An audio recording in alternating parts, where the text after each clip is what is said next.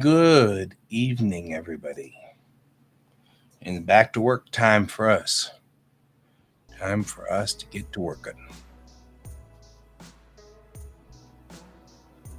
Did they? Nope, they're still there. Cool. Let's us get to work. Wake.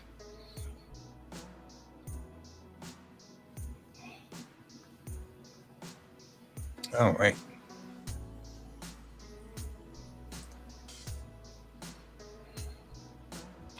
All right. How is everybody out there in the universe tonight? Are we all good? Are we all bad? What kind of world's going on out there?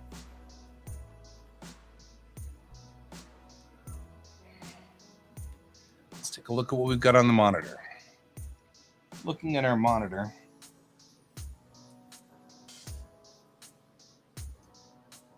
and we're working on 2 here. So I have started working on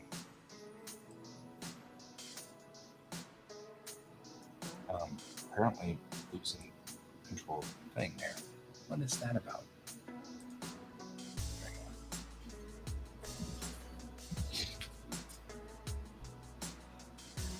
So I have started working on making focus frames and the frames around it. All right.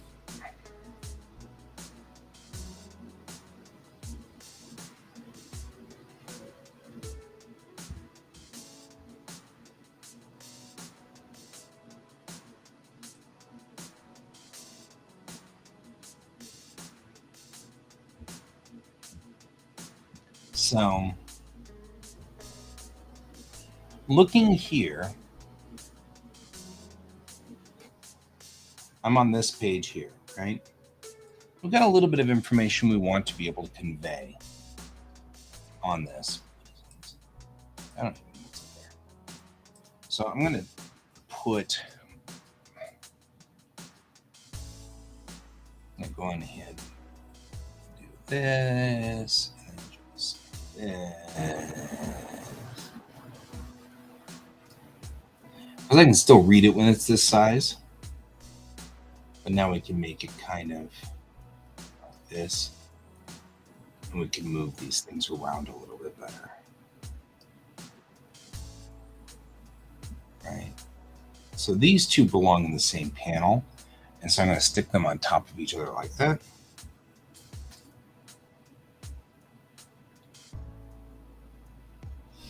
Now the next question is taking this,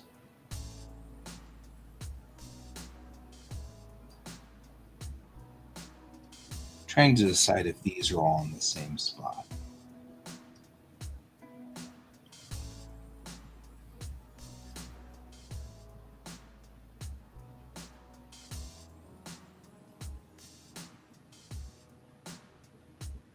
Hey there, cat.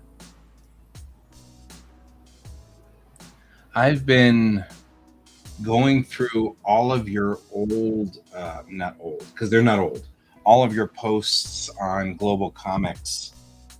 And now I'm trying to implement things. So like I'm trying to implement now, trying to figure out where are my Misegoma, where my Misegoma are, like which ones of these are the focus frames, and trying to build around it so that we've got a little bit of a better, more manga layout and less comic book layout. So I'm trying to kind of build it more like this now, where you've got a focus frame and then a bunch of non-focus frames, out of focus frames, blurry frames. They're the blurry frames. There we go. So anyway, that's what I've been doing, is breaking. I'm now trying to break this down into something I can move over to the actual master files. It is, but it's worth it. It'll look a lot better and it'll look a lot cleaner. And I feel like the story will move better.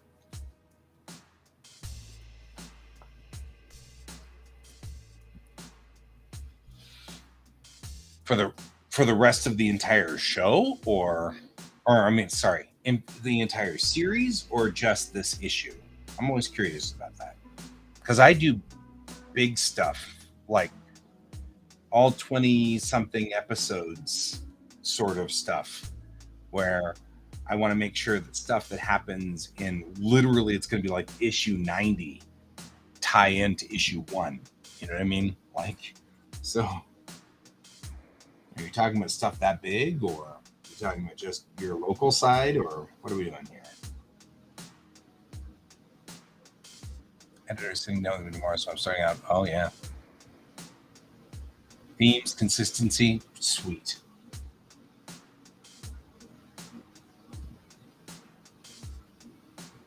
You know, it really sucks when you go against your theme.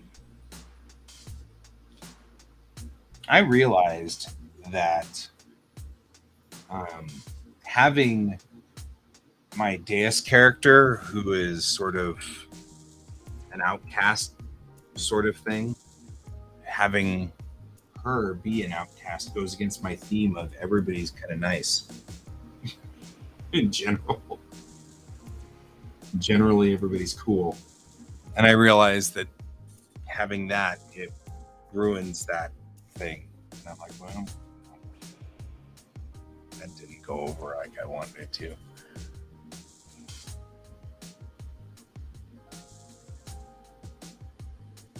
Yes, I would love to see how you organized it. If you want to, you can, of course, join if you wish. You don't have to join, but you can. You're always welcome.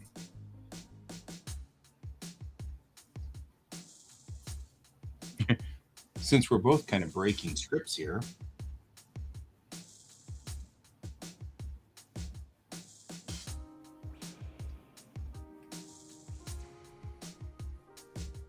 maybe that's my focus frame. Fair.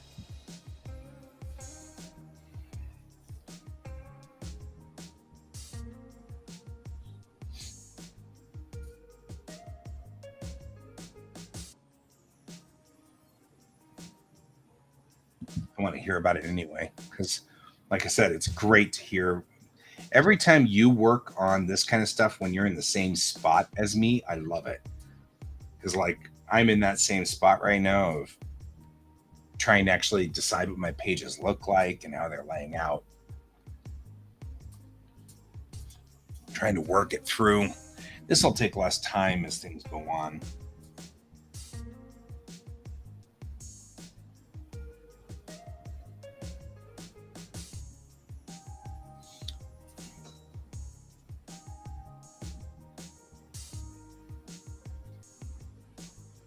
Because see, now it's cutting the back of the background. That's what's nice.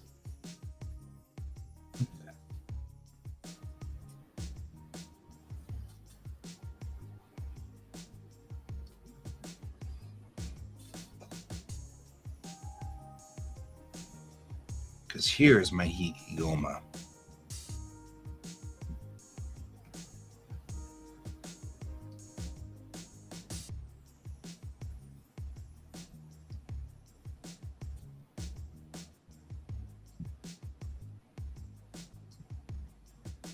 Like,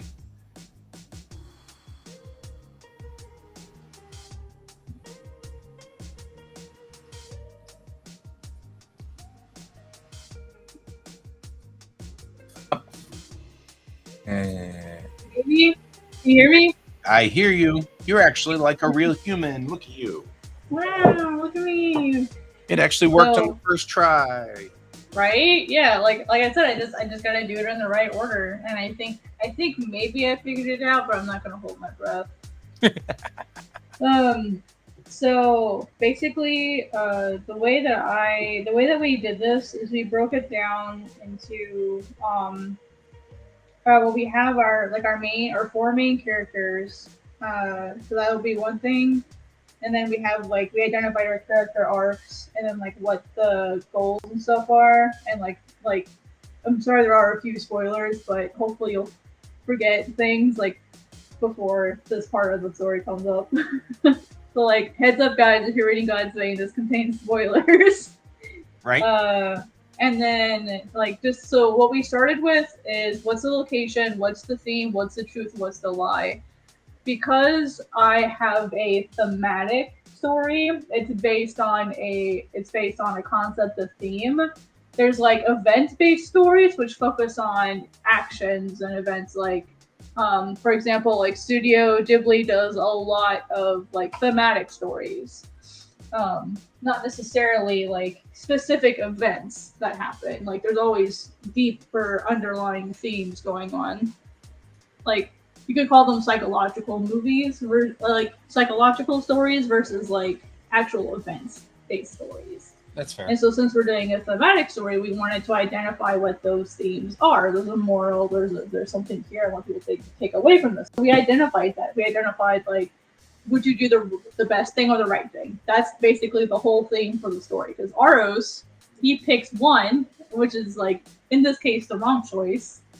And like the other character, Hopefully, which is his foil character, which we'll get into in a minute, is his opposite. He chooses the other thing. And so it's like the whole story is intentionally meant to be like this drama between like how would you choose which thing, the right or the best thing, because they're different. Sometimes you have to do the right thing, sometimes you have to do the best thing, you know, and it's the whole story is exploring that concept. So basically it's like the people on the railroad track scenario, basically. Right. Like how do you decide? So, and then I had to create what is the truth, like what is the good answer, basically, and the lie, like what is the bad answer in this particular case. And it could be, that's just what it is for this particular story, for this particular situation. I had to pick one. That's what we did. The truth here is that the right thing is the correct choice, no matter what you think the best thing is. You know, because ultimately is, you know, that's what I chose. And then identified the four main characters, the protagonist, the antagonist, which are pretty self-explanatory. We all know what those are. And then we have the foil character, which is basically, in this case, it's the opposite of the protagonist in almost every single way. It could be, you know, in terms of like the thematic opposite, like truth versus lie. It could be his personality. It could be his literal physical character design. It could be his interests, you know, it could be everything. And what I've done is Hokoe, which is Aros' student, is everything Aros should be, but isn't. Mm-hmm. It's what Aros like aspires to be, but he can't be because of the choices that he's making. And then we have the impact character, which in this particular case, because I have a thematic story, is more like the mentor for the protagonist character. And aligns herself with the truth only. She lives the truth. She like disagrees with the lie. The protagonist is working towards the truth but believes the lie. The antagonist lives the lie, which let's go ahead and get into that right now because I have all of that written out. But basically, like Aros' path here is he does the best thing for him, which is a lie, the best choice. He does the best thing for him, and then later realizes he must consider everything. And because he picked the wrong path, he loses everything. Even after he chooses the correct path, he's already lost everything. So Right. God's Vein in some ways is a tragedy as well. So he still loses everything, even when he tries to correct course, like it's too late, dude. You already messed up. Right. So yeah, I wanted to like keep in like tragedy themes because I love tragedies, um, you know. And so then what we did is once we have the main characters, we actually created this fun little grid which shows positive themes, negative theme, the lie, and then the truth. And so remember, Aros is our protagonist. Like he's the guy who needs growth. He doesn't know the truth, but he needs to know it so that he can have his character growth. He has a fall arc, which we'll get to in a second. He chooses the wrong choice even after he learns the truth. Like he doesn't correct course necessarily right away. Um, and then he is being misled. He's being fed the lie by a moth, which is the antagonist. He is the opposite of Zai. Remember, Zai is the impact character. She lives the truth. Amat, the antagonist, lives a lie. So this is sort of a fun little grid where you can really place, like, you can figure out the alignment of all of your characters. And you can even do more than one. You can do more than four. Like you could do this for like your main characters, and then also like make a second grid, and then place all of your other characters. That way, you know individually for each character where they fall within this sort of grid to help you. Miso, Help please you stop, honey. She just is deciding to scream all of a sudden. It's all right. George sometimes does too. You know that's the way these shows go. Yeah. You have me, so I've got George. This is a cat-friendly podcast. Yeah, she's just. I'm just trying to figure out what she's screaming about.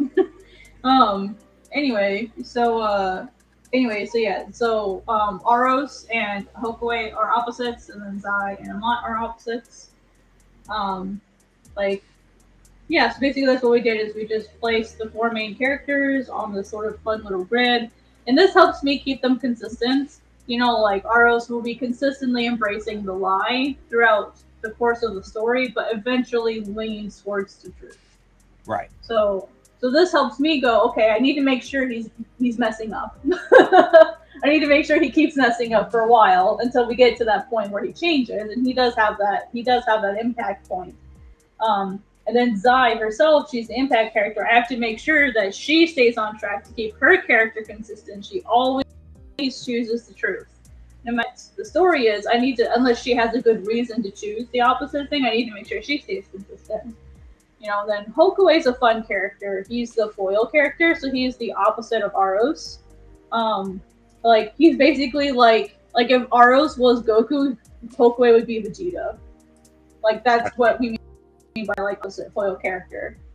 It could be so Hokue. We basically decided that he needs to suffer a bit more than Aros to make him an impactful character. So he has to go through a lot worse stuff, but in the end, still choose the right thing because he's a good guy. Like he believes in doing the right thing no matter what. He will never choose the best choice because he believes in doing the right thing. So even in the face of tragedy, he stays straight and does the proper thing. Aros, when tragedy hits, does not do the right thing. He does what he does things. So that's sort of how I've organized these characters. Is this making any sense at all? Yeah, no, it's actually making pretty good sense. Yeah, I know it's a lot kind of going on in the story, so. Yeah, and I've been working with this story for so long that I just know it really, really well. So it's always kind of hard to explain to other people. But the basic gist of this chart is, well, let me actually just draw it out to show you, like, basically.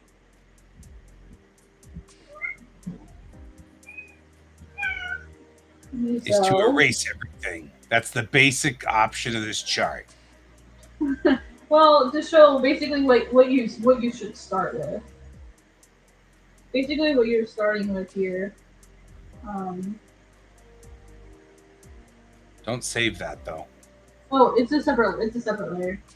Okay. It's not flattened, so because I have other files that I can. So basically, what we have here is we have like a positive theme, negative theme, truth, and lie, and you should be able to take any character and place them in any one of these boxes. kind of seeing how their alignment is. Are they a character that flip flops between them? Maybe they're more of a central character, more towards the line separating them. If they always do the right thing, if they're always doing the right thing, and there's no possible way that they would make the incorrect decision, then you go with then they probably would be more of an impact character. If they're just a bad character that is constantly believing the lie, then they'd probably be closer to the antagonist corner. Right. It's just a fun little photograph. I really enjoyed it. Yeah, it's pretty cool. I think that's fascinating. Hi, and now we have Can. Hi. Just kind of showing, we're both doing scripting stuff. So I was showing Guy how I organize my characters, character arcs and all that fun stuff, like as we go. So how I keep my characters consistent and stuff. Sweet. Yeah, because I also have a meeting with my editor tomorrow. R.I.P. It's been like a year. Just Miso. Miso has a lot to say, particularly. Yes. And then the last thing that's kind of fun is the character arcs here. We have like a fun little thing here where she gave me some feedback. We've identified what type of arcs the characters had. Do they have fall arcs? What severity is their fall arc? Do they have a positive arc? Are they static? We kind of identified that with all of the characters. Just so that I can see, hey, are they supposed to be in a better place at the end or a lower place? Or even a timeline of when the characters start falling, so you can see how they compare and contrast to other characters. Right. And eventually I'll have to line these up correctly. Because these are just kind of randomized just to show, whatever. Because Hokaway actually starts in the middle and goes up. So this isn't 100% accurate, but eventually I'll have to line them up individually. So it's really fun and interesting just to see how the characters change. And she gave me feedback on the characters, like Amat, the antagonist. She's like, give him more opportunities to be an asshole, basically. Make him have a lot more, basically let him be a Naraku, okay? Just let him be evil.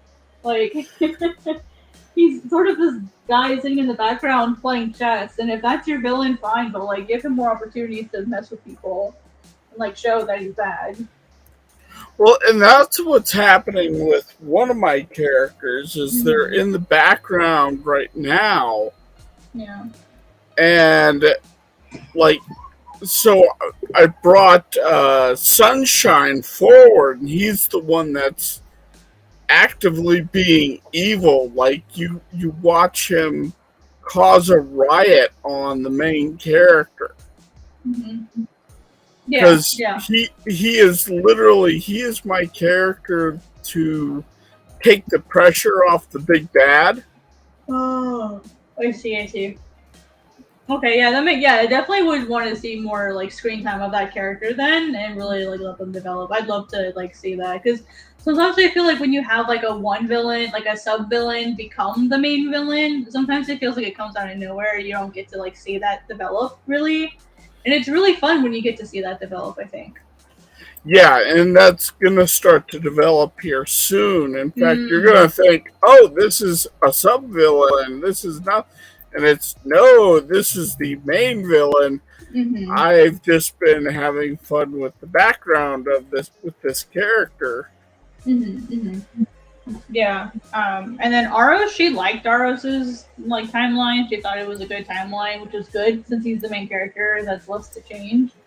But she just wanted to give him, basically just make me give him more opportunity to question himself, make sure I'm showing his doubt.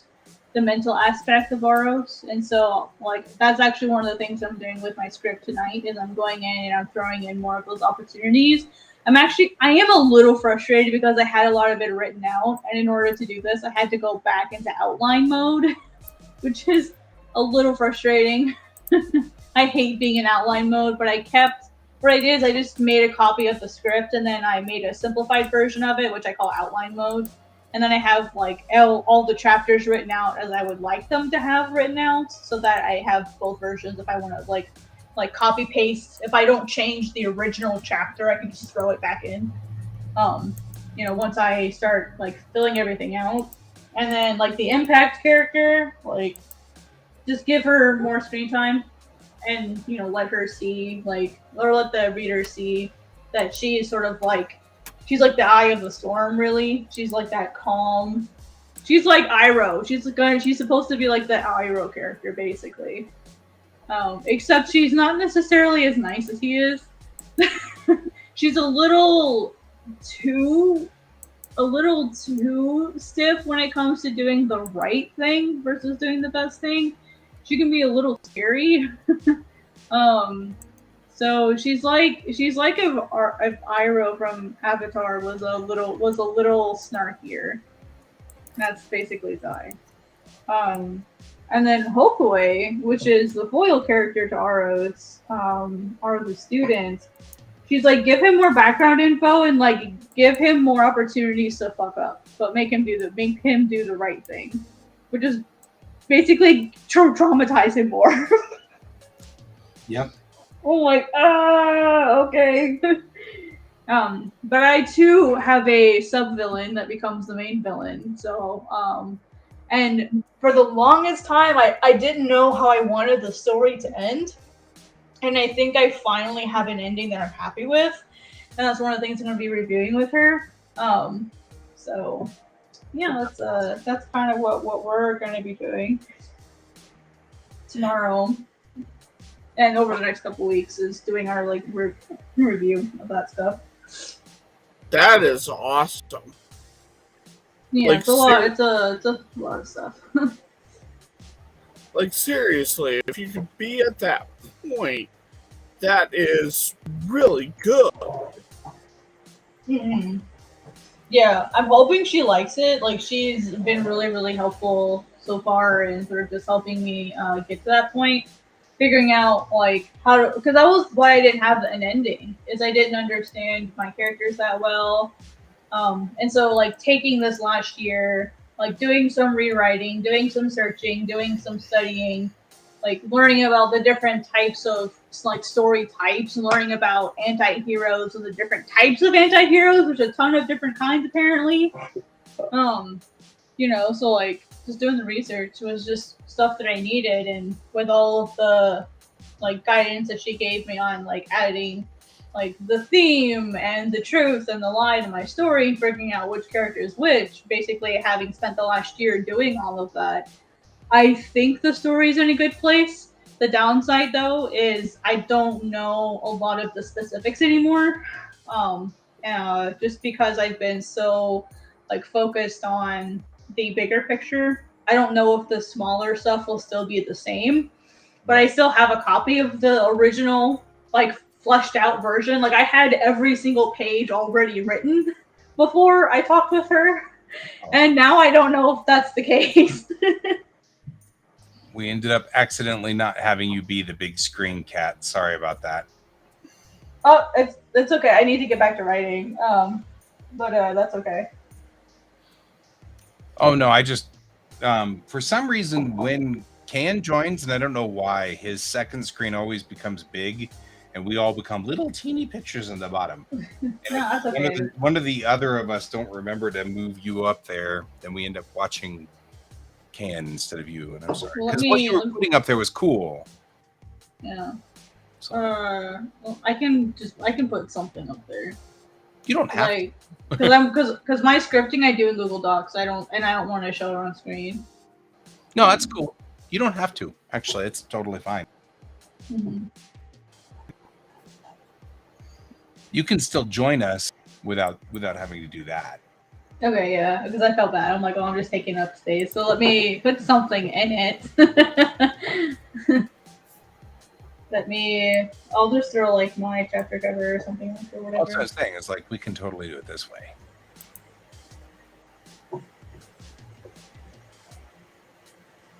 Yeah, because like I put chapter 2 up for Manga Plus, and it's not doing very well, which is fine. It happens. Just not I think it's a combination of the whole like Reddit rebellion right now. Yeah, we That's got a my Reddit rebellion definitely going on. Yeah, that's my like primary like my primary source for promotion. And I think like yeah. What's Like happening with here's how Reddit? uh it's the third so basically Reddit is gonna start charging third party app users, like the whole API, third party apps. So Um if you've made a little API, they're going to charge you money to run the API. and it's not a little amount of money either. It's a really large amount of money, and so I think they said 40% of subreddits have been dark for the last week. Yep. Whoa. Yeah, yeah. Traffic is down. I think 70%. Like it's a major thing, and unfortunately, it just happened to time with like the period that I had like released chapter 2.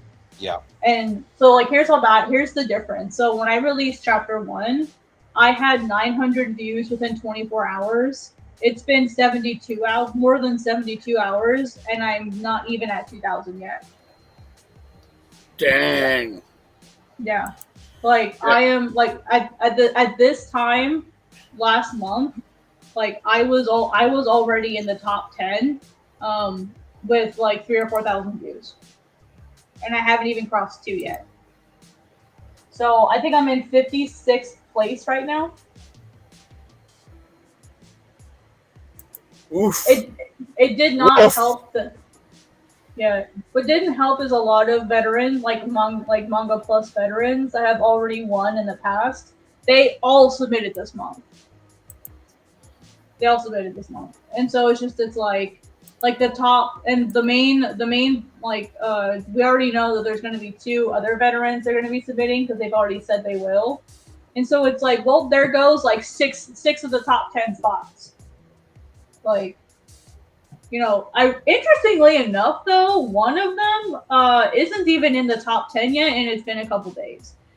So I don't know if it's just a lack of them promoting. I don't know if it's like where he's promoting. I don't know what's going on this month, but like the top 10 is bizarre. Like the lowest number of views in the top 10 is like 5,000.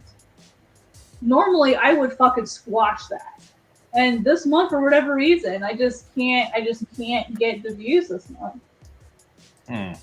So which is fine. I've got one more try. So I'm gonna wait, and I'm just gonna focus on gaining followers there. That way when I do release, I'll have like a much higher follower count. So it's okay. It's not a big deal. And what we've also learned is if you get picked, you're not actually serialized. You just get to post your first chapter on the official Manga Plus app. That's all it is. Sort of like how they'll post like a one shot or your first chapter in the magazines guy. Yeah. Like it's the same thing. People were thinking it was like actual serialization, where like that you just become a permanent thing. No, it's not. At least because what we've noticed is every single person that submitted this month that is a veteran already has one chapter on the actual Manga Plus app. So if they were serialized, why are their second and third chapters on the contest side? Gotcha. I see. So yeah, so we're like, well, that's not what we thought it was. all this fighting to get just pretty much effectively scraps. Yeah, basically, yeah, to get a single chapter on the actual Manga Plus app, which I mean is a huge accomplishment. I'm sure that's a huge promotional benefit. But like that, if that's all you get, then this isn't worth it. Yeah. I'd rather just stay indie, if that, and get to do whatever the hell I want with it. Yeah, that's what we had Can and I. Well, actually, Can and I and you, because you actually know this individual as well. We have a buddy, and I don't know if you saw her post. She was intentionally vague, but Cash. Yeah. Yeah, So, I know what's going on. Mhm. and so That's like, unfortunate. She was so happy. yeah, that's so. But both Can and I have like stopped and gone, wait a minute, like, Yeah, maybe do this we isn't worth it. really want to mess with this? You know what I mean? Like, or do we just Yeah, keep going the way we're going? Get as many patrons on our Patreon. You know, get people to buy our copies at the. You know what I mean? Like, I'm like, I don't know if I really want to get tangled up and then suddenly have to work, 20-hour days yeah. to hit Well, it. I don't think I would mind that part.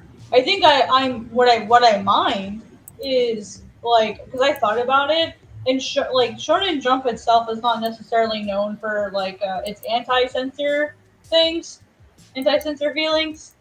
Especially like we have to keep everything shonen friendly because of what its demographic is. And I thought about it and I'm like, man, I have more of a seinen. I don't know if I want to be in like a shonen app.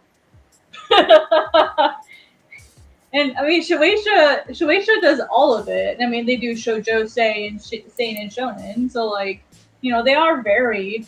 But it's like if I have to fight like this hard for one chapter, maybe it's Worth it? Yeah. yeah. Like, is it worth it? Right? Yeah. So like, um, and then just complete and utter meltdown last week of comics Twitter on for multiple reasons. Just complete meltdown, and it was such a stressful weekend. And I'm like, I What just was the want to. meltdown? There was a tag that went around called "Comics Broke Me," and it was started initially as a result of Ian McGinty, and people were sharing stories of like how hard he was working and how much he inspired people. He was an animator slash comic artist. He worked on things like Adventure Time, uh, something bee and puppy cat. Um, Yeah. he did a lot of really big popular cartoons and also was really well known in the comic sphere. And he just suddenly passed away. We don't know why, but people were sharing stories and grieving together, and so they started sharing stories of how they've been hurt through the comics industry. Which is where our friend, the Yeah. note prompted Right. her. Yep. Part of So, yeah, go ahead. Sorry. No, I'm just saying that's why she posted it. Yeah, and I did too. That's why I posted mine as well. I shared the story of my manga Onami. Like I drew some of Onami with a dislocated forearm because I was like so desperate. Yeah, I know, right? It hurt. I had dislocate. I have hypermobility, and so I don't necessarily have my body is loose enough that it doesn't necessarily stop it from overextending, and that means dislocations can happen more easily for me. And my forearm had been dislocated at my elbow at my drawing arm twice in the span of like 2 months, and so I lost the first 60 days of a 120-day drawing period for the Shonen Jump slash Tezuka contest in 2020. So I was like, well, I lost 60 days. I have 50 pages to do in 60 days. That's perfectly fine. I can totally do that. That's completely reasonable to do a page a day. I can do that. I ended up not doing that because I was so busy with work. I just was too tired because I was working the fabrication job at the printer at the time. And that was also during the pandemic stuff. So I had like 5-hour commutes. It was just really difficult. And I had saved up enough PTO to get 2 whole weeks off. So I thought I'm going to take it off like right before the manga is due. And I'm going to have like the whole last 2 weeks completely dedicate towards this manga and get it done. And when that time came, I'm like, cool, 37 pages to do in 6 days. That's a lot of stuff. But I can make it work. Well, the first week went fine, and then in a week I dislocated my arm again, again, and I didn't want to go in because I knew if I went in, they'd say you can't draw, and I'd be like, fuck that. So I drew for 3 days with it dislocated, and like I was thinking, Oh, mangaka, a real mangaka would just sit down and do it. They wouldn't go into the hospital. They would meet their deadlines. Like, this is normal. This is what I have to do. This is going to be my life now. Like, I was so, like, engrossed in that this is so what you're supposed to do, that I didn't go in. And now I have permanent nerve damage in my elbow because of it. Right. You know, so, like, but I was so wrapped up in the culture of suck it up, just get it done, get over it. Like, no one cares about your feelings. Meet your dead. and so I was so, like, engrossed in that I hurt myself. And yeah, sure, that was my choice, but, like, that's what the culture does to you. Yeah. So, and Bleeding Cool, like, shared my story without asking me. Oh, that's nice.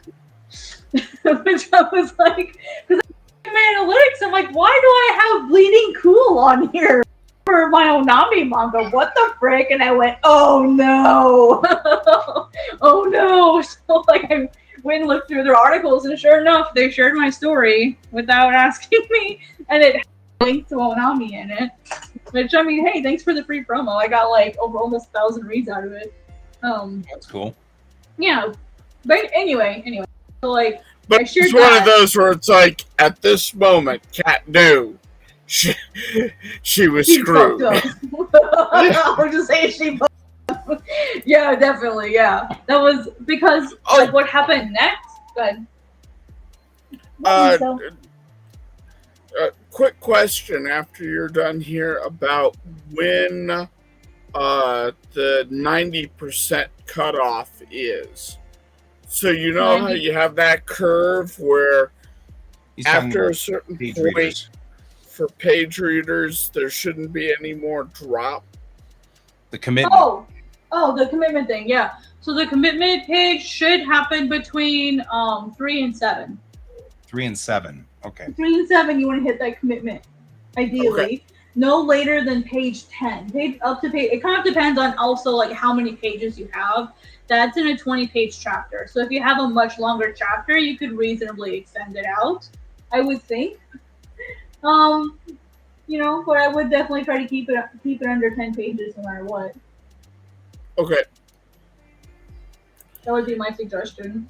Which would explain, by the way, just talking here internally real quick, it explains why there's this one bump right here.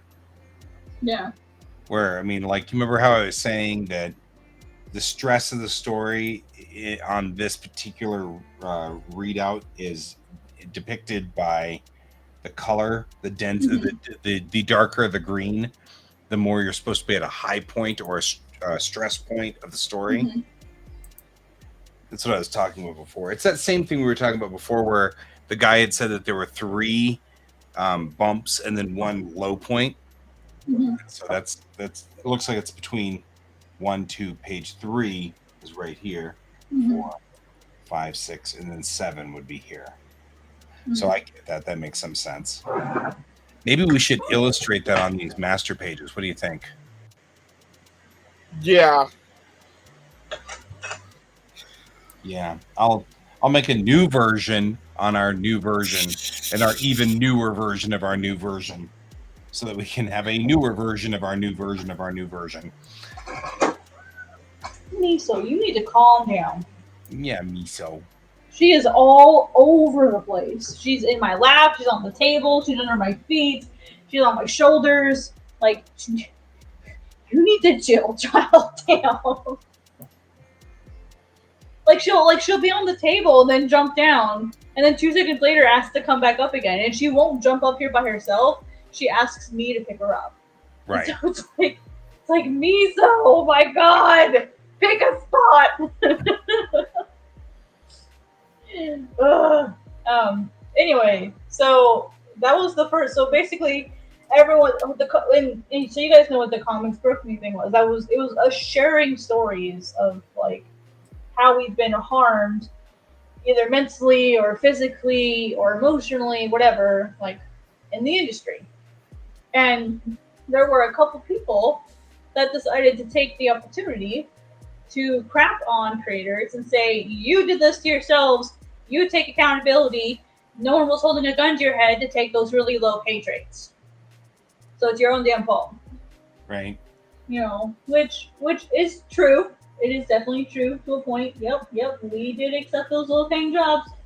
But at the same time, like, So there. I'm going to step in on that because a few of the people that did that, first of all, I highly disagree with them. Right. Oh yeah, I'm not saying that. I'm not saying that like they're necessarily right. I think it depends on each creator's situation because not everyone has any situation. Not everyone has the luxury of turning those jobs down.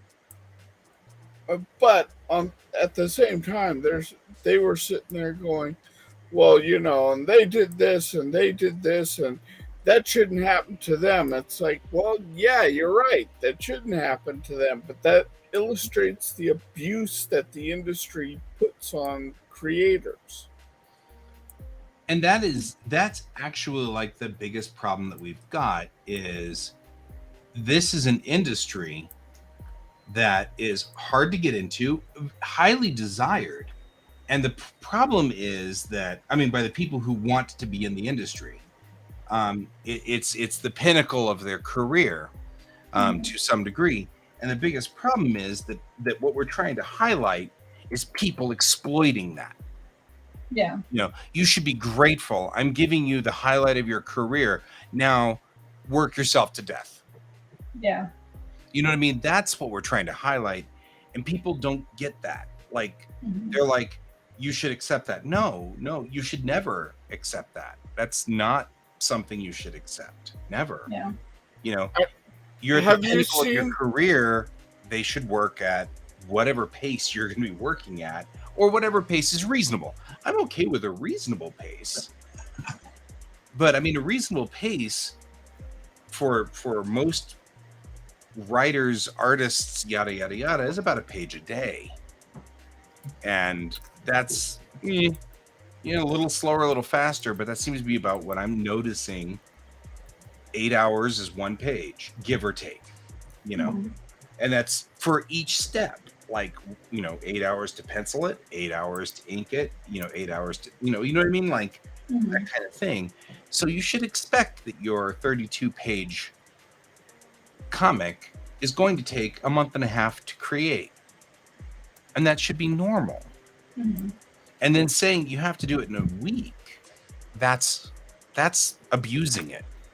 That's what I think is being highlighted by this whole thing is, but you're in the best job of your life. That's what I think I got from Cash, that whole thing that she had posted.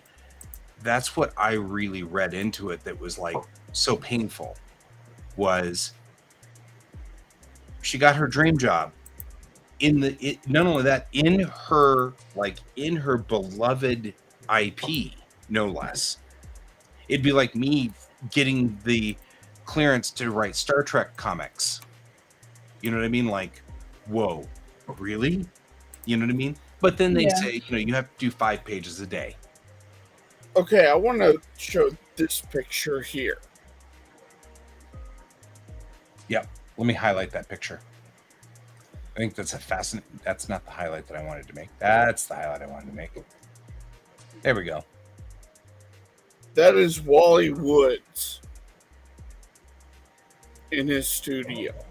He doesn't have a chair. He has a bed. He has a bed. He has a typewriter. He has 2 National Cartoonist Awards on the wall.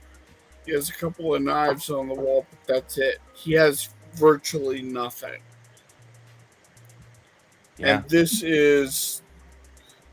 isn't a new thing. This has been going on for decades, and it's this kind of abuse that needs to end. Yeah. Yeah. And that's why the writers are on strike right now. Is the same thing. It's the same thing with writers. The same thing with actors. It's the same thing with everybody in the movie industry.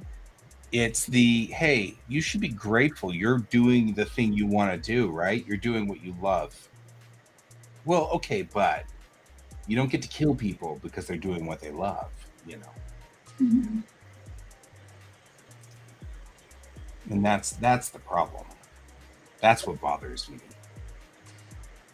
Because you're absolutely right. Wally Wood walked away from the comics industry because they just wouldn't pay him anything. They wouldn't pay him enough to live. Yeah. That's an issue. Wally Wood was brilliant. Not only that, man, Wally Wood.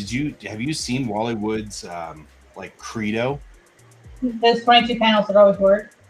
Yeah, like, well, no. The 22 panels are awesome, but his What do you thing mean by credo? don't draw what you can trace. Don't trace anything you can copy. Don't copy anything you can cut out and paste from somewhere. I thought you were going to use the other one, which was if I had to do it again, I would get a job at McDonald's or something like that. But all of that sounds so sad. I've always wanted to do this all my life. And I'd be crushed if I finally got, like I said, if I was making comics for Image, doing the work on the next gen comics or even the original series comics. You know what I mean? I'd be so crushed if that's how it rolled out. Here, we're going to give you this job, but you've got to produce 10 pages a day, and if you don't, we'll fire you, and by the way, we're going to pay you 10 cents a page, or something like that. And you're like, what? And I'm just making up numbers. Obviously, I don't know what it is, but that'd be devastating to me. And the thing that really makes me sad is I know that I said things to Cash that probably is part of that section she said where people were disappointed in me. And I'm like, I wasn't ever disappointed. I was just saddened. But I also know that in my wonderful neurodivergency, sometimes what I say comes out differently. And so I'm worried that I'm part of that. I think also if she doesn't like explain, then we can only help. We can only say what we can only work on what we've got, the data. Right, yeah. And if she didn't tell us that if she was physically hurting her position, if she didn't give us information, then because you can also say like, oh, I'm disappointed, not saying, oh, I'm disappointed in you as a person. I'm disappointed like for you. Like this sucks for you. Like I feel for you. And reading that, I'm glad she walked away.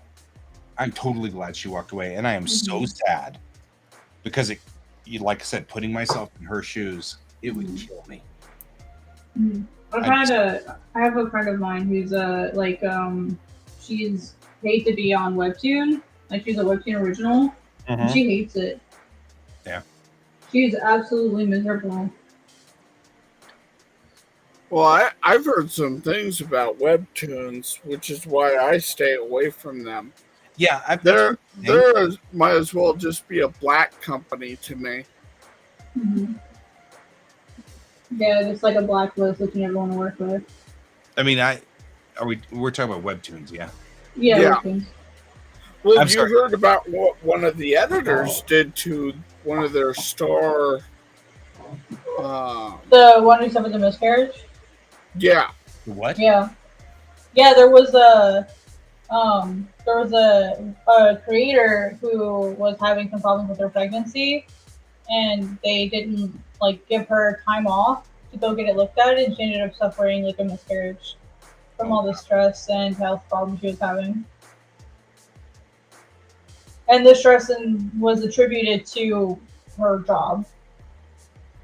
Oh my gosh.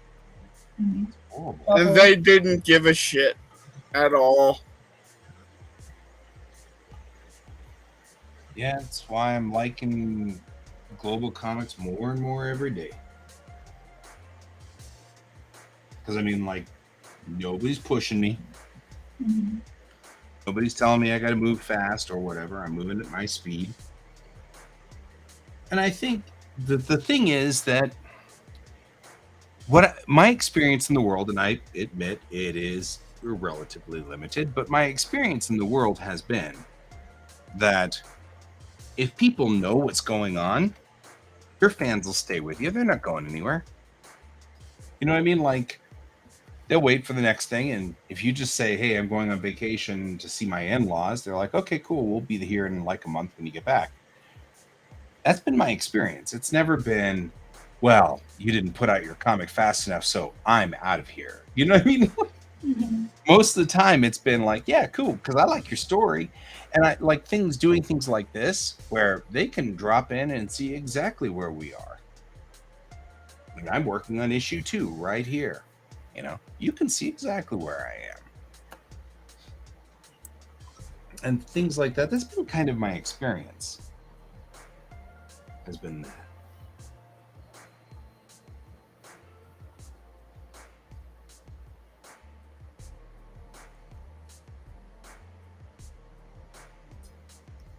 Things go quiet. Because everybody thinks Guy's weird. No, just kidding. We're all working all of a sudden. We're just like, yeah, that's true. Work. Mhm.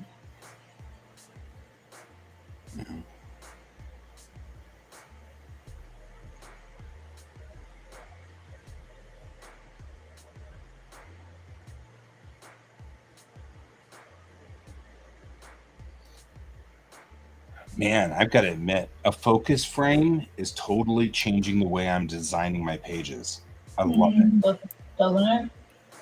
It completely rolls out my pages differently. I'm digging it.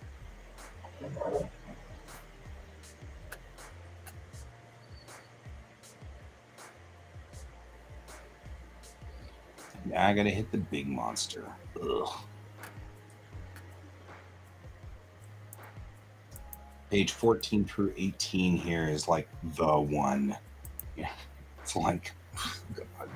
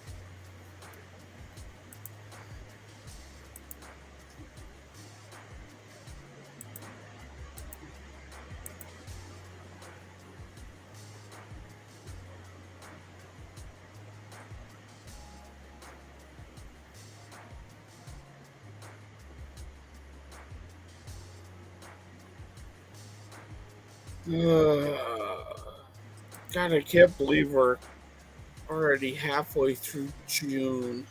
I know.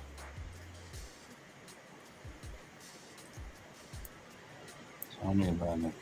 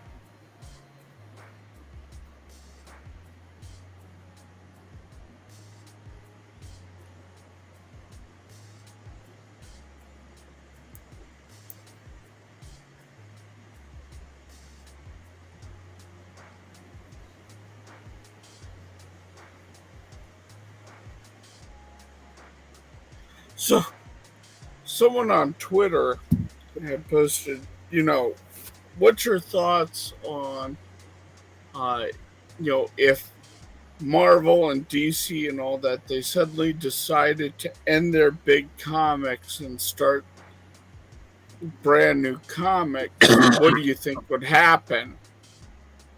And I went, we'd see the start of the of manga in America. Yeah. Well, manga's already here in America. I'm like, yes, from Japan. But I'm saying that you would see Marvel and DC suddenly doing the same thing. And you'd be seeing genres open up you'd never seen before. Yeah.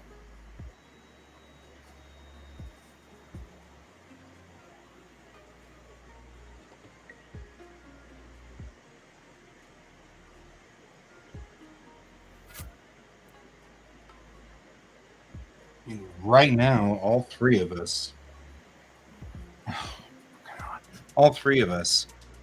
work in that genre, the American manga style.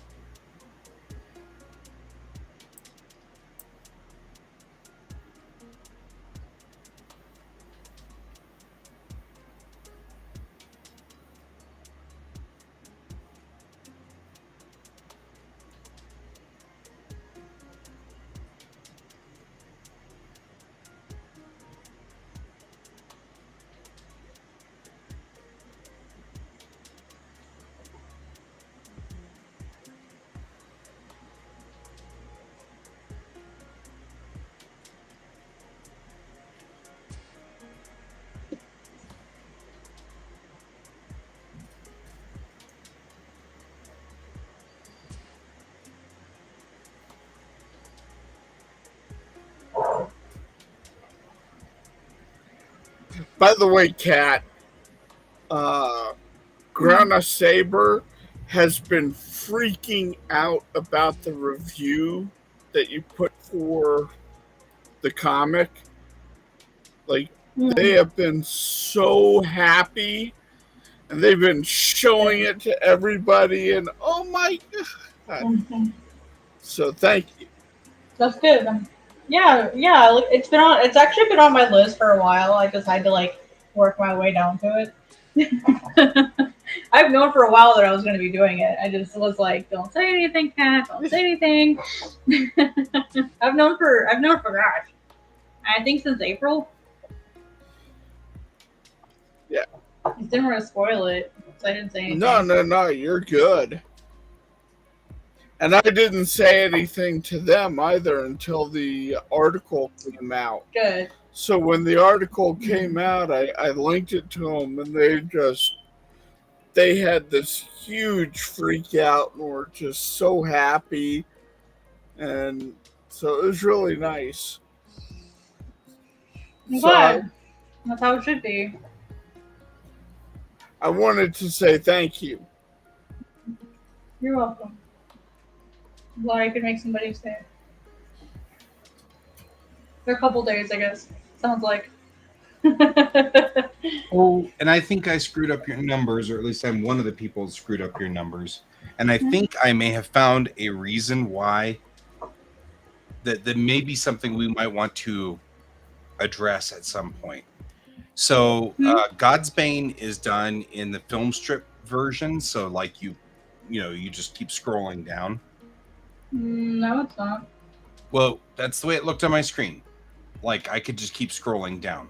Do you have vertical reading turned on in your reading settings? Maybe. That might be. But anyway. Well, it matters. It matters because if you have that setting turned on, every single comic you open will be in that format. Let's see. So then it's not. Right now. Yeah, because I need to know, because if mine's in vertical format, I don't want it that way. So I'm gonna go check. I'm gonna go check Make it sure- now. You can keep doing your stuff. I'm checking it now. I'm bringing it up on screen. Oh, I can have it. I literally already have the licensing already up. So It's fine. let's see. So Series. what had happened was here, because I mean, like here, yeah, because it's look at that. It's vertical scrolling like this. Okay, so what you're gonna want to do is there should be a bar at the very top. Let me actually open it myself so I can get it with you. All right, so there should be a bar at the upper top, and there should be a gear icon in the upper right. That'll turn orange when you hover over it. If you click on that, a dialog box should open, and it might. If your vertical long strip is selected, that means everything you read will be in vertical format. I don't want that. I want single page. There you go. That was the issue.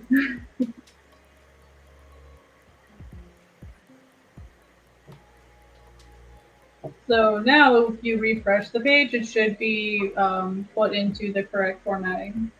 Yes. So anyway, the reason that I messed up or messed up your numbers was because I made it about halfway through and then went, "Oh, I want to tell you something," and then clicked on the bottom. I scrolled all the way to the bottom and clicked the comment thing. I think my one read is probably not enough, but I think that might have to do any damage. But I was thinking about it afterwards, and I was like, "Oh yeah, you didn't read the rest of those pages, though, guy. You should have gone back and read those pages. You're going to mess up her times on all those pages." No, you're perfectly fine. Interestingly, when I went viral about a month ago, that really messed up my reading retention, because there was a larger sample size, and it gave me like a better view into what my actual reading retention is, and it's not as good as I thought it was, but that's okay. It's a lesson learned. It's all good. By the way, I just absolutely love this frame right here. Thank you. I redrew it probably 3 times. Yes, I really struggled with that frame. It's a little thing, but as a Japanese archer, I really appreciate whenever we do that the correct, if you're trying to be Japanese-esque, the correct grip on the arrows. I just really I just wanted to say I really appreciate it. Thank you. Oh well, I'm happy to see it. It was like, it's a small thing for me that, like, after I learned about the grip, like now when I see archers in like comics and manga, like now I actually pay attention, because I'm curious to see if the grip is consistent. Right, like, well, and those of us that shoot Eastern style, we can easily see when somebody like shoots Western style or shoots Eastern style. You know what I mean? Like, it's kind of like horse riders can tell the difference between English saddle and a Western saddle, but like normal people have like zero clue. It's just a saddle on a horse, right? But if you've got like you're drawing let's say a manga about dressage, and they've got a Western saddle on their horse, you're like, yeah, it's not right. I did that once. I drew I drew this picture and everything. I was going to draw a manga about that, and I was dating a girl who actually was a hunter jumper, which is the jumping over things in horses. That's amazing. And that in competition, and she gave me like a what not and what for, like 30-minute lecture on like saddles, and I was like, oh god. my life is so limited now. Well, speaking of, I learned really. I have this channel that I'm watching. I don't know how like 100% accurate it is, but it's all about like Japanese culture and history. And he has this multiple hundreds of videos long series about Japanese history, like learning about, like, it goes as like I'm talking like all the way back to like the Yayoi, the Yamato, the Jomon people, like all the way back. And it's really, really cool, like learning the history, like of how those people became the Emishi, and then like the current Japanese people, the Fujiwara clan, and like the history of samurai, like just everything. It's really, really, really cool. And when he got to the Emishi, I was like, that's Princess Mononoke. I know that word. So it was really, really cool, like to see how, like the Japanese culture and like history influenced Princess Mononoke, but it's clearly very different. And to hear like after basically like after like binging his channel over the weekend, because it's basically like over, because I had Thursday and Friday off because Thursday was my birthday, so I had Thursday and Friday off. And so I just like for 4 days I just like binge watched this channel, like learning all different like sorts of things that I was like, well, like I've never really actually bothered to learn much about Japanese history, so I should do that. And so I just watched a variety of channels, just learning about like the ancient culture. And the coolest thing that I learned was like how badass these like Imishi people were, like how hard they fought against like the Japanese armies that were, because the Imishi were like, I forget what the two provinces were. I am not that smart, but they were two provinces, the most northern part of Honshu, right below Hokkaido, and they fought off the Japanese Imperial Army or whatever. They weren't a real army at that point, but like they fought off the Japanese government for a very long time, um, and they were the badass at horse archery. And it was so cool, like hearing how that's where like that's where the Japanese government started getting really interested in horse archery, was because of these warriors, because they needed to be able to keep up with them. Yeah, Sensei told me a little bit about that too. Mm-hmm. During So during because with the dojo, we would practice for an hour or so, and then we'd all sit around in a circle and drink tea, and then we'd practice for another hour, right? Because so very Japanese. Anyway, during that time, Sensei would often tell stories.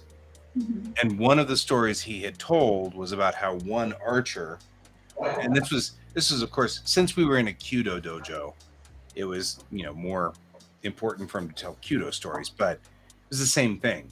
The one archer standing on the hill with all these ships coming into the bay, into the port.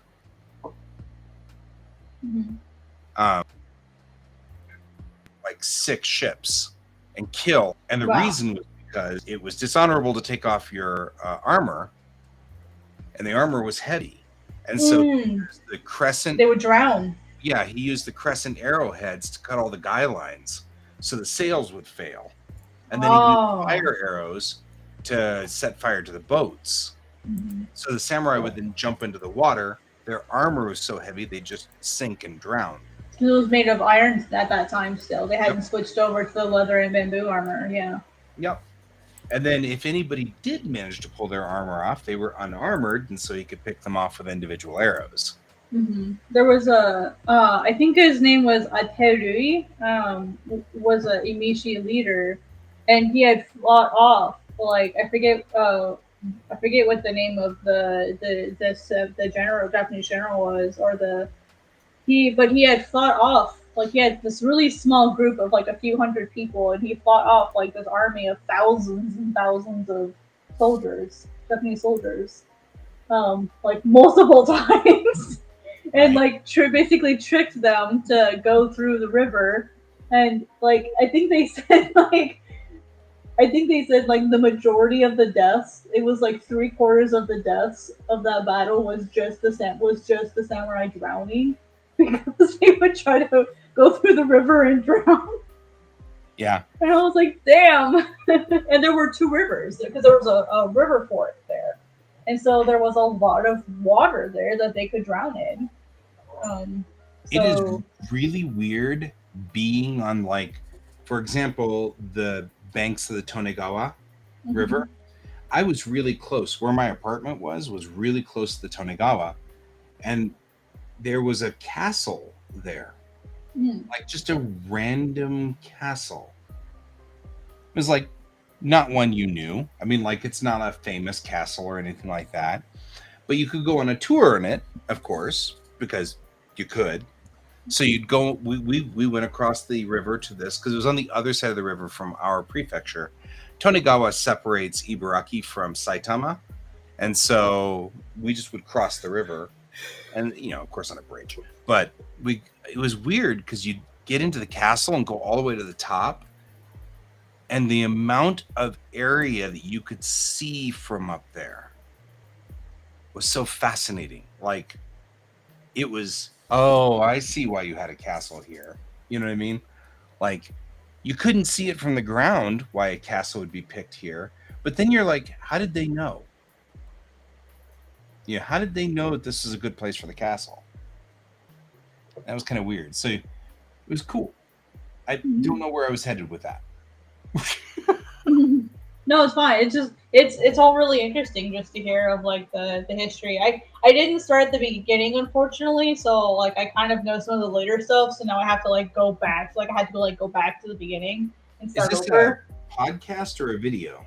It's a YouTube channel, and he just has this humongous playlist of history starting all the way back with Izanagi and Izanami, all the way back, and then like goes through and tells like stories and mythology and the history of like the culture of Japan from all sorts of angles, not just like oh yeah, here's the samurai everyone already knows about. It's like here's all the wide variety of cultures and here's how they lived and basically the whole like what shocked me. I unfortunately didn't know this. Like the society as far as like being agricultural, they weren't really all that farming for a while.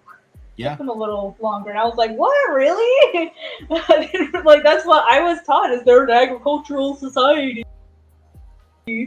And so like relearning all of it, I was like, oh wow, I was like taught completely the wrong things in school. This is really cool to like actually learn like what it actually is. And then like learning and seeing all the different like subcultures that Japan had as it went through history. And then to identify, hey, I know that stuff from the game Okami. I remember seeing that. I know what that is. Like now I know what era Okami is in. This is because all it says in the game Okami is ancient Japan. It doesn't tell you what it is. And as someone who didn't learn about ancient Japanese culture, I didn't really know much about that. And when I started seeing visuals and props and like vases and just stuff that I recognized from the game, I was like, that's it. That's the era the game is from. So it was funny. Like I was like watching all of this and finally connecting the dots for all of these movies and cultures and not cultures, like movies and shows and games that I've seen, and I've just not had like the cultural background information about it. It was really cool. So I finally start connecting dots. I'm like, wow, I'm learning. Look at me. It was fun. What I really love about this channel, though, is he also loves yokai. And so he reads a lot of mythology. He does a lot of yokai stories. And he'll have sessions where he just grabs a book, he sits down in a live stream, and he just reads stories. Oh, that is cool. It is really fun, yeah. So he does both of those aspects. And so it's really, really fun. And he has, he's very sarcastic. It's a very biting sense of humor. Very, very, very much Gen Z right. humor. Maybe millennial, like maybe like younger millennial humor, like me, kind of sarcastic. It's really funny, I think. He does talk about like the adult stuff, especially once you get into like the Heian period, like the red light districts and all the extreme things that they did. Like he talks about all of that stuff too, and he handled it in a way that was like it didn't make it super awkward, but it was still kind of funny. There was one story that he shared that there was this concubine, or not concubine, there was this what's the word? The technical word. I don't think geisha is the right word. What are you talking about? You just anyway, like their version of a prostitute. Geisha. It's a geisha because it is geisha. Okay, well, it is right. Okay, so she had to. I don't think that's what it was. There's two. Like, so use you've got word. Geisha were completely different. using Yeah. geisha as a a word for prostitute, kind of a That wasn't the misnomer, word he used. Yeah. because they had a different thing. It was kind of like a concubine in a way. Yeah, concubine I think was the word that he used. But this woman was asked to prove her love to her client, and so she went to cut off a part of her finger, um, and because she wasn't very competent, she didn't really think this through. When she tried to cut off part of her, and when she cut it off, it flew out the window somehow, and she lost it. Oh my god! And like because she was now she's like, if I cut off another part of my finger, like he's gonna think that I gave it to someone else, or that I have two men that I've given it to. Like I've given parts of my finger to. Like it's gonna look really bad if I cut something else off, but now I'm in this conundrum. I can't go find the part of my finger that's missing. So it's just, I was like, holy shit. This is like Vincent van Gogh's holding my hand over the candle type stuff. Yeah, That's what. Yeah, like they would give parts of hair, they would give fingernails, parts of their fingers. Like very rare, like they very rarely they might actually get tattoos. That was also a thing that happened. But like they did all kinds of strange things to like prove their love to their clients, even though they weren't supposed to like fall in love with their clients. They were supposed to like provide the illusion of love to their clients. So like I mean that's basically what they did. But it was really really interesting. To like hear of all the extreme things that they did, and what's really neat is like all of the stories that go along with like the different yokai stories, especially like there's a lot of yokai and brothels. Okay, there's a lot of yokai and brothels apparently. yeah. It's like wow, I can see where they got all of this stuff. And then are you guys Junji Ito fans? Wait, what? I'm sorry. What? Sorry, I changed topics way too fast. Hi Alfie. Are you guys Junji Ito fans? Yes. And I am. Huh? In fact, every June, I stopped last year and I didn't do it this year, but next year I intend to do my Junji Ito challenge.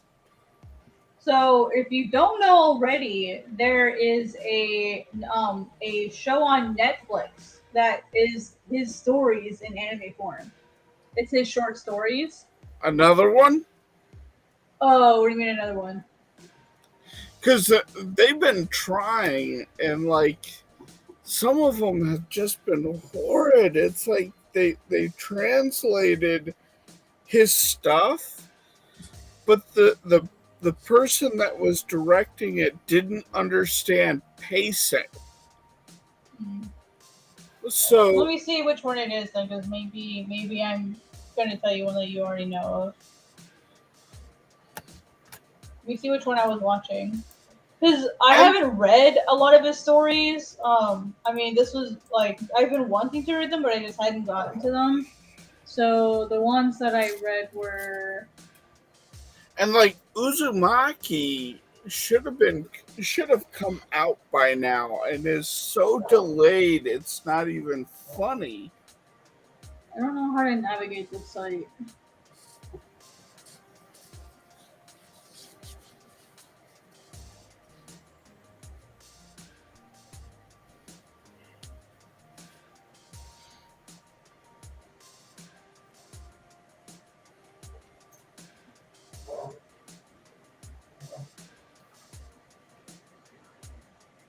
Okay, it's called Japanese Tales of the Macabre.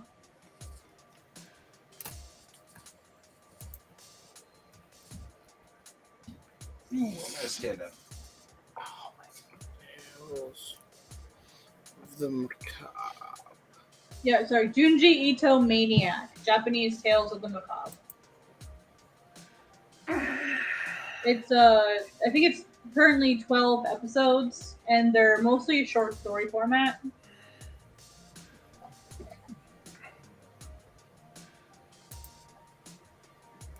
There's some really freaky stuff in there. Like one of them, like is there's like balloons that are the shape of your head, and there's like a noose around their neck, and I'm gonna let you guess what they're trying to do.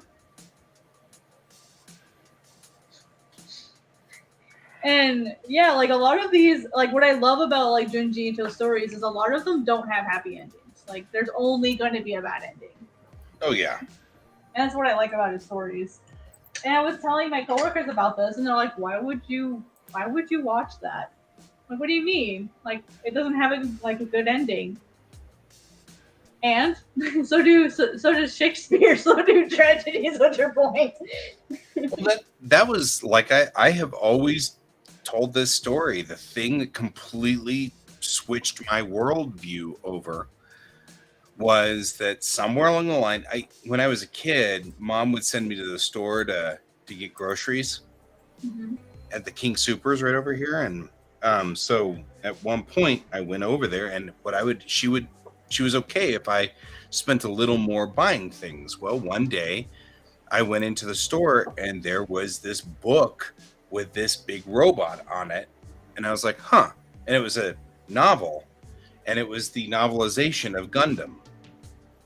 And over the next, so I bought Gundam 1, 2, and 3, the actual novels, and it was the first time I'd actually really delved into this. It was about the time that I was finding out about the anime groups here in town. This is like, 90 or 89 or 90 or 91, right in there. Ah, okay. So got it. anyway, I read them, and spoilers, in the books, the main character is killed. Amaru Ray is killed. And and Shah Aznable, the bad guy, wins. And it's sudden too. It's like they're starting to build up, and it's the final climactic battle. And the whole point of Gundam, for those of you who are not familiar, is that there are certain people who are showing up called new types. They've got faster reflexes, and they've got a small amount of telepathy and a little bit about a precognition and things like that. They're the next evolution of humans in the middle of this war that's going on, right? And so what had happened was Shah and Maru Ray, the hero, are both new types, and they're trying. They're in this great duel back and forth. And they can't hit each other because they can predict where the blasts are going to be. So they're just in this endless fight. And Shaw starts to talk to Amano and say, "Look, we're really the next generation of humans. We're the evolution. We need to help humanity evolve." And it stops Amaro just long enough that Shaw's second in command shoots him and kills him. And then it's over. That's the end. And I was like, my jaw literally just hung open. I was like, did they just kill the main character? Did the bad guy win? And that was a complete game changer for me. I had never even comprehended it. And I loved it so much. Because the next time I read anything in Japanese, a Japanese story, I was kind of scared for the main character because he could die, really. You know what I mean? Yeah. It changed my opinion of the universe there. I was just like, wait a minute. Wait a minute. Completely changed my worldview. Yeah. I still have those novels somewhere. I'm going to get them at some point and put them back here because apparently you can't find them. So they are super rare, and I didn't realize that until I tried to buy another copy of them. Very hard to do it. Well, and this is a while back, so I mean, maybe it's not so hard to do now, but it was back then. So anyway, I'm actually now kind of curious. Maybe they are for sale. So what I just looked up was, so a couple of years ago, the Junji Ito collection came out. And it was an anime series in which it was a bunch of shorts that they took, and if you watch it, there's no tension curve. Mm. And tension is very important in horror. But the person who directed it doesn't understand horror. Mm-hmm. Yeah, this one just came out this year. Yeah. So The hopefully this same one's guy better. that directed that in the same studio also did Tales of Macabre. And people are panning it for the same problem. Oh, really? Yeah.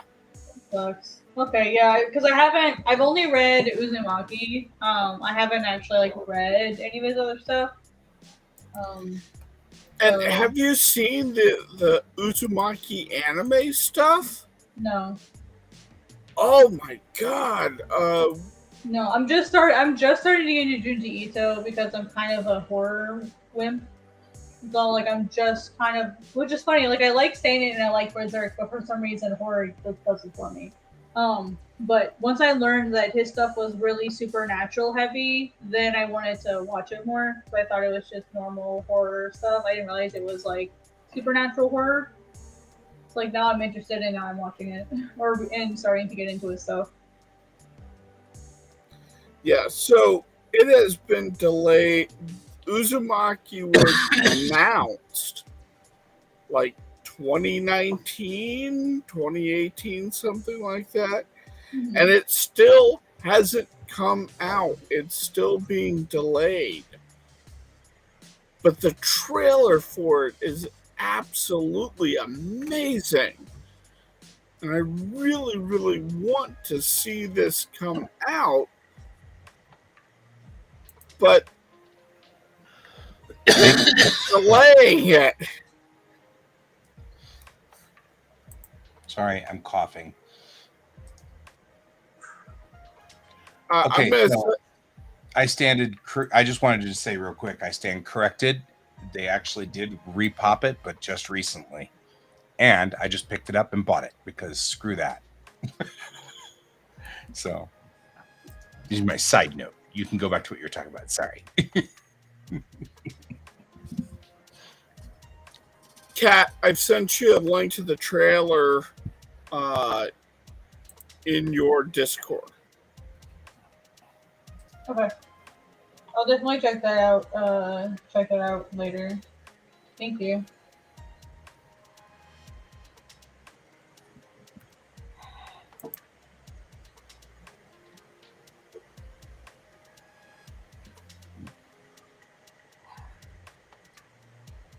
How you doing, Ray? Just, shout out to Ray because Ray's over there. Hi, Ray.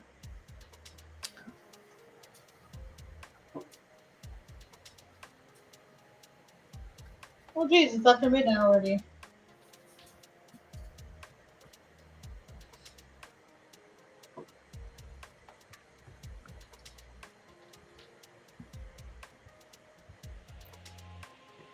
I can't stop. I've got the Babylon 5 theme in my head. I mean, not like that's bad, but it's been in my head since like 5 this afternoon.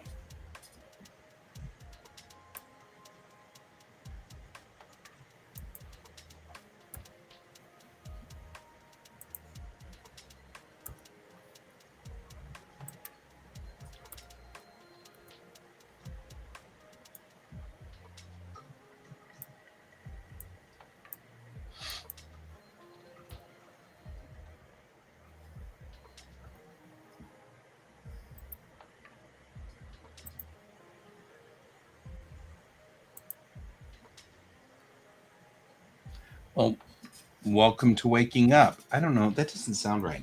But I think you know what I'm trying to say, Ray. Welcome to the simulation. Welcome to consciousness.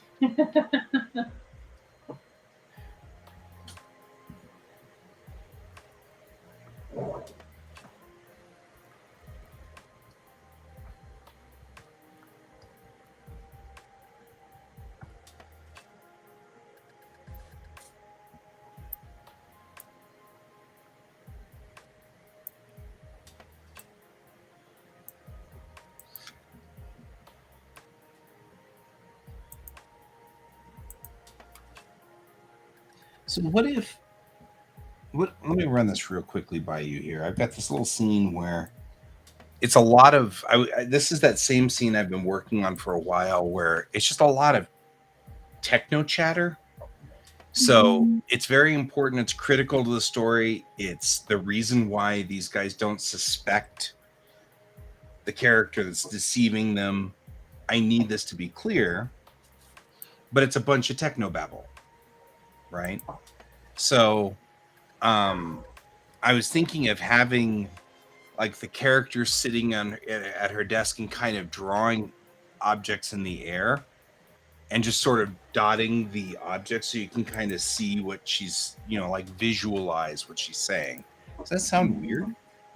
No, I think as someone who's not super familiar with everything, it would help if you could see what she like. Is she drawing on a surface? Is she drawing in 3D space? Like what is she drawing in? She'd be drawing in the air, I guess. She's not drawing on a surface or anything.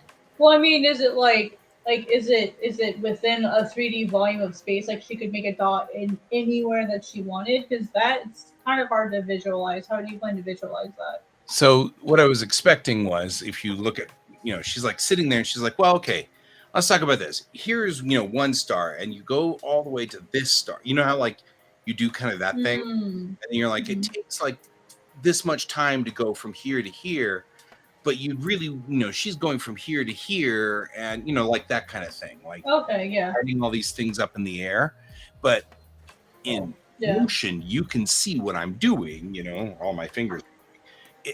Broad, I was like thinking of having her fingers like this and then just putting dotted lines.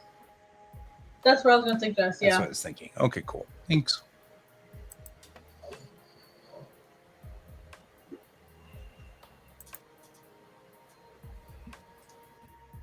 I'm having a real hard time with the Hikigoma. I'm just saying on this one. Oh, the page turns? I mean, I've got it. I've got the line. I just don't know how to line it up with everything else that's on this page. I will. I'm just griping. I mean, like, I don't know why I'm saying that. It's not like I won't figure it out. I'm just like trying to go, how do I get my Hikigoma to work here? Yeah, that's where I'm working on with like my scripting right now. Like I have it off screen and then I'm just like pasting what's gonna happen on the page in here. that way I don't have to like open my script constantly when I'm doing initial drafts. And this way I can actually see like how like I can like sort of visualize it in my mind. Kind of, but I'm changing chapter 3 up. I've got a much better idea. And so now I'm like, damn it, Kat. Now I have to come in and rewrite stuff.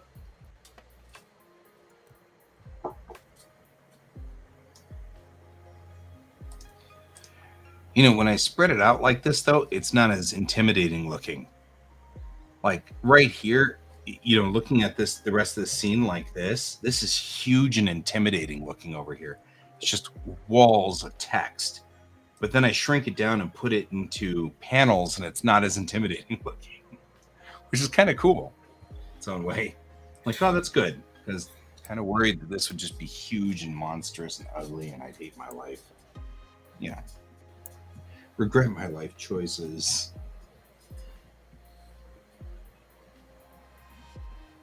I can actually drop the Hikigoma on this side.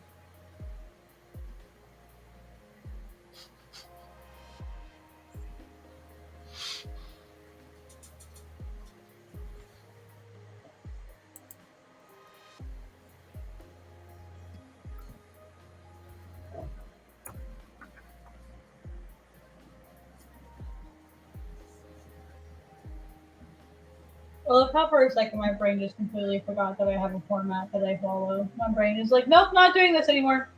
Yep, we're done with that format. I'm sorry. Just Hope like it wasn't important completely, to you. yeah, just like completely stops the format. And it's like, wait, brain, no, stop. You got to do the thing.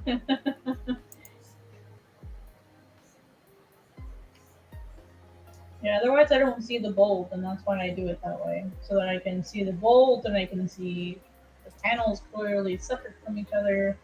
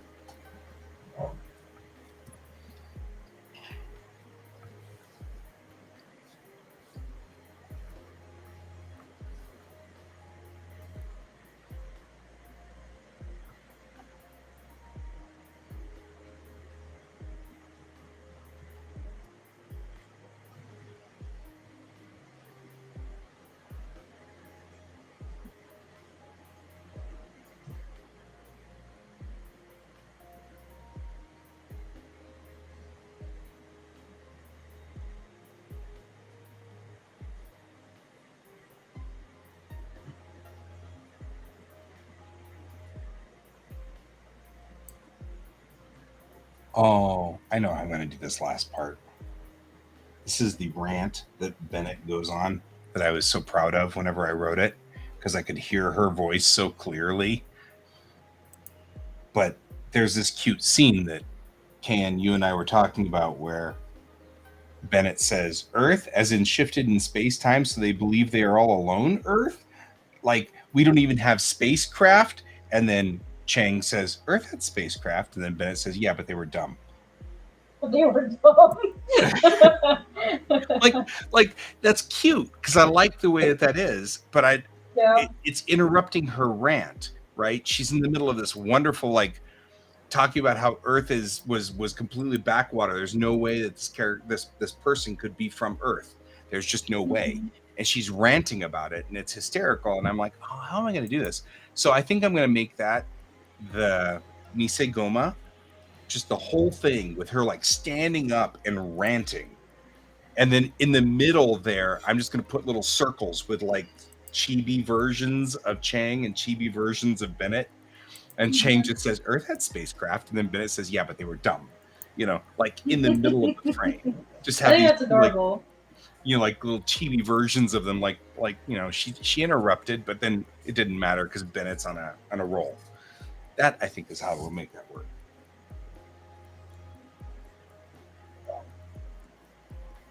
That'll work. Like I said, that little rant was like my favorite thing because she started in my head going on and on and on. And I'm like writing it down as fast as she was saying because I'm like, she's incredulous. And I'm like, I get it. You're incredulous. And that was just really cool.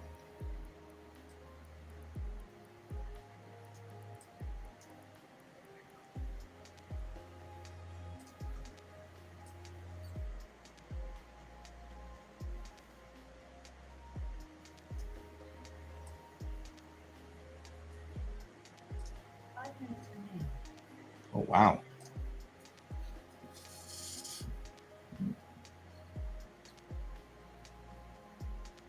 I'm going to have to get back on the show tomorrow morning and continue cutting through this thing.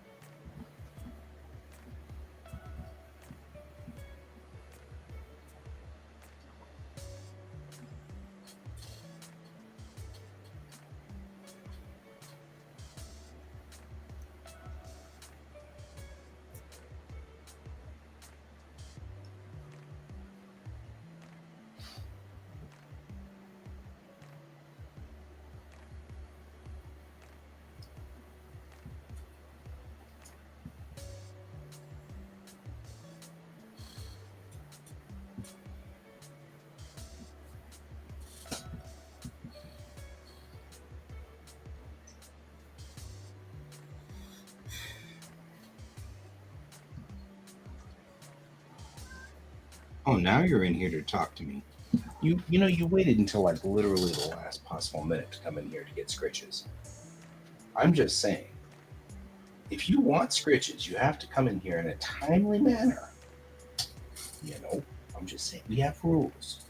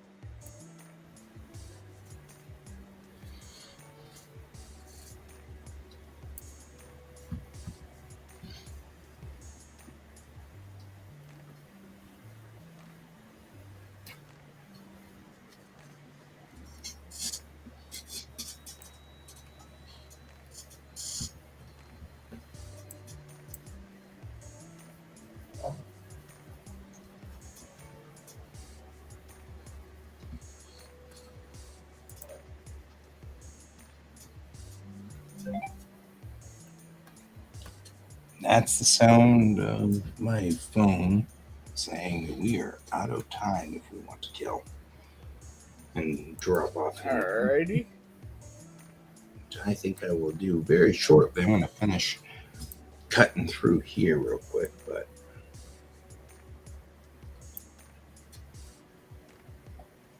that should be good enough here in just a second. I'm going to finish this page so I don't forget, because I will forget.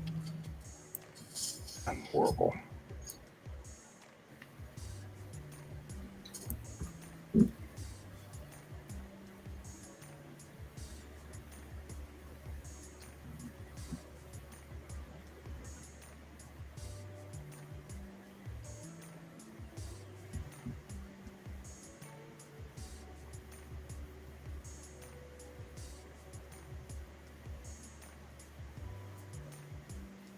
I'm gonna save all these cool things for later. I can still use those pages, I'll just have them later, I guess.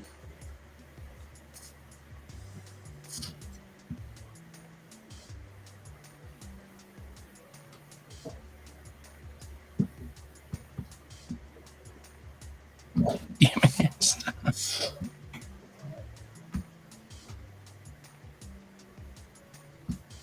I think one of the worst things about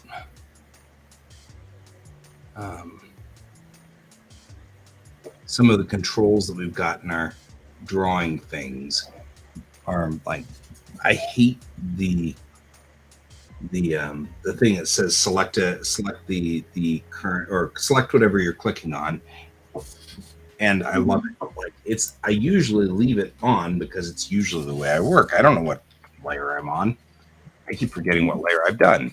So I like the ability to just click the layer and grab it, But then Yeah. the flip side to that is if you click right in the center of an O or an A, you end up ripping the background out. I'm like, Yeah.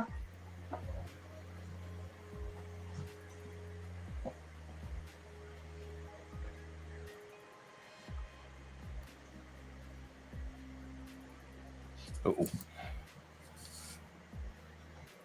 what's that?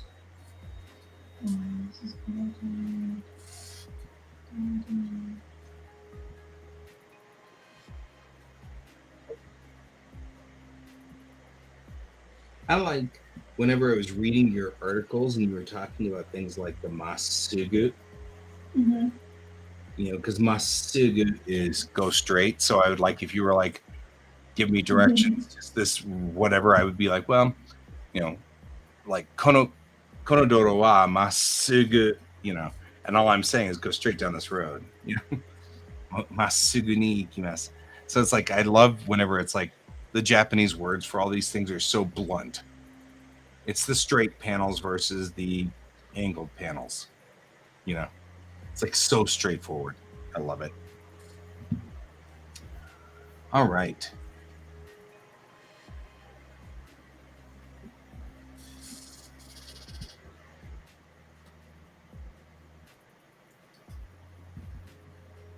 What are we thinking, guys? We about ready to call it? Yep. All right. I'm just doing some thumbnails right now of my ideas for these pages.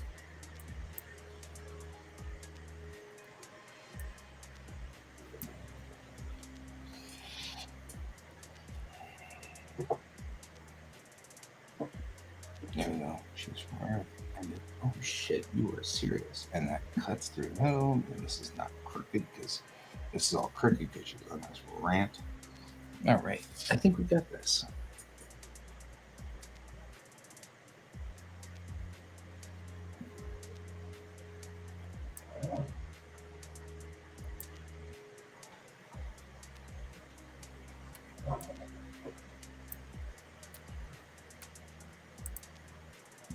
Okay.